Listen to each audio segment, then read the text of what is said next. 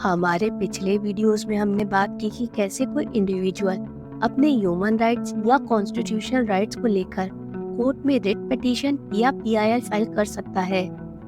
यानी ये कहा जा सकता है कोर्ट किसी इंडिविजुअल की ऑलमोस्ट हर प्रॉब्लम पर सुनवाई कर सकता है। और इसका मतलब ये भी है कि कोर्ट खुद को केसेस से ओवरलोड करता है।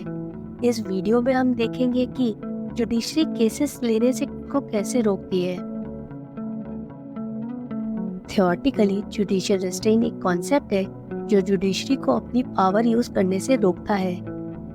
जुडिशियल रिस्ट्रेन जुडिशियल एक्टिविज्म का ऑपोजिट कॉन्सेप्ट है, जहां जजेस एग्जीक्यूटिव और लेजिस्लेटिव ब्रांच के मैटर्स में इंटरफेयर करने से खुद को रोकते हैं।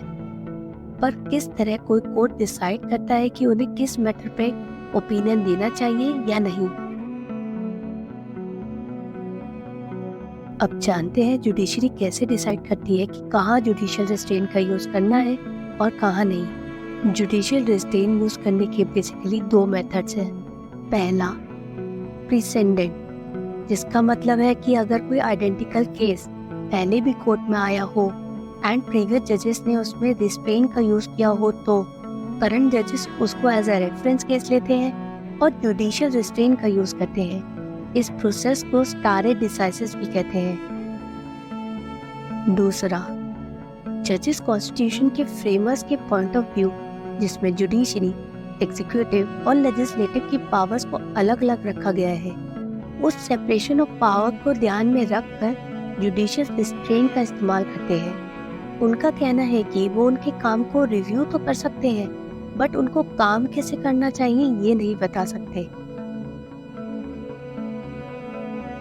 जुडिशियल रिस्ट्रेन को यूज करने के रीजंस। पहला, एग्जीक्यूटिव और लेजिस्लेटिव के काम में इंटरफेयर करने से सेपरेशन ऑफ पावर का प्रिंसिपल वायलेट होगा। सो जुडिशियल रिस्ट्रेन रोकेगा जुडिशरी को अपनी पावर का ओवर यूज करने से, जिससे बाकी दोनों ब्रांचेस अपना काम सही से कर पाए। दूसरा, इफ एडमिनिस्ट्रेटिव अथॉरिटीज के काम को ओवर एंड ओवर रिव्यू या क्रिटिसाइज किया जाएगा तो इससे उनकी एलिजिबिलिटी और कैपेबिलिटी पर सवाल उठेगा। तीसरा, इंडियन कोर्ट्स के पास ऑलरेडी एक ह्यूज पेंडेंसी है, सो जुडिशियल रिस्ट्रेन जुडिशरी को पेंडिंग केसेस खत्म करने में भी हेल्प करता है। और चौथा, भारत जैसे किसी भी लोकतांत्रिक देश में जहाँ सरकार लोगों द्वारा चुनी जाती है, वहाँ लोगों का हक है कि वो चुनी हुई सरकार से काम कराए या ना करने पर प्रोटेस्ट करे, जो किसी भी डेमोक्रेसी में रिफॉर्म्स का कैटलिस्ट है। Let's understand judicial restraint with the help of some cases. Almitra Patel versus Union of India. इस केस में पिटीशनर थी अलमित्रा पटेल। इन्होंने कोर्ट से अपील की कि कोर्ट एमसीडी को ऑर्डर करे कि वो दिल्ली साफ रखे। इस पर कोर्ट ने कहा कि इस अपील पर ऑर्डर नहीं दिए जा सकते, क्योंकि कोर्ट म्युनिसिपल कॉरपोरेशन के काम ना करने पर तो डायरेक्शन दे सकती है, लेकिन कॉरपोरेशन को अपना काम कैसे करना चाहिए वो नहीं सिखा सकती। SR Bommai versus Union of India. इस केस में पिटीशनर थे एसआर बोमाए। जब कर्नाटका में उनकी सरकार को गिराकर प्रेसिडेंट रूल लगाया गया, तब पिटीशनर ने इसको सुप्रीम कोर्ट में चैलेंज किया। इस पर सुप्रीम कोर्ट ने कहा कि कॉन्स्टिट्यूशन का आर्टिकल 356 पॉलिटिकल डोमेन में है और कोर्ट पॉलिटिकल डिसीजंस को एग्जामिन करके सेंटर की विजडम को क्वेश्चन नहीं कर सकता और कोर्ट इसमें पढ़ने से अवॉइड करेगा।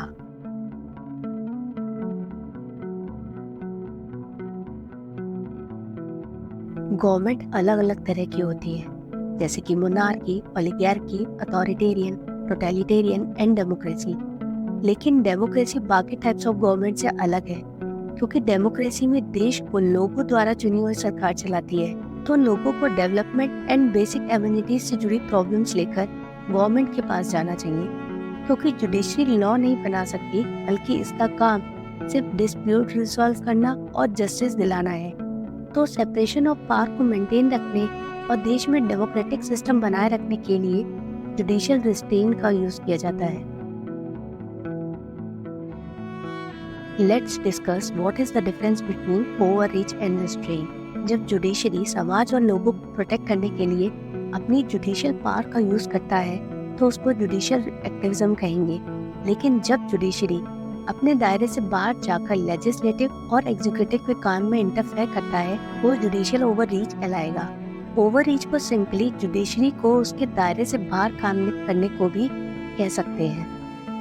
ओवररीच को एग्जाम्पल से समझते हैं, जैसे कि 2019 में Rajiv Sharma versus state of Bengal case में प्रियंका शर्मा जो युवा मोर्चा लीडर है, उन्होंने अपने फेसबुक अकाउंट पर एक मीम शेयर किया जिस पर कोर्ट ने बेल ग्रांट करके अपोलोजाइज करने को कहा और ये कहा कि आर्टिकल 19(1) फ्रीडम ऑफ स्पीच वहाँ नल एंड वॉइड हो जाता है जब किसी और के राइट्स का उल्लंघन हो।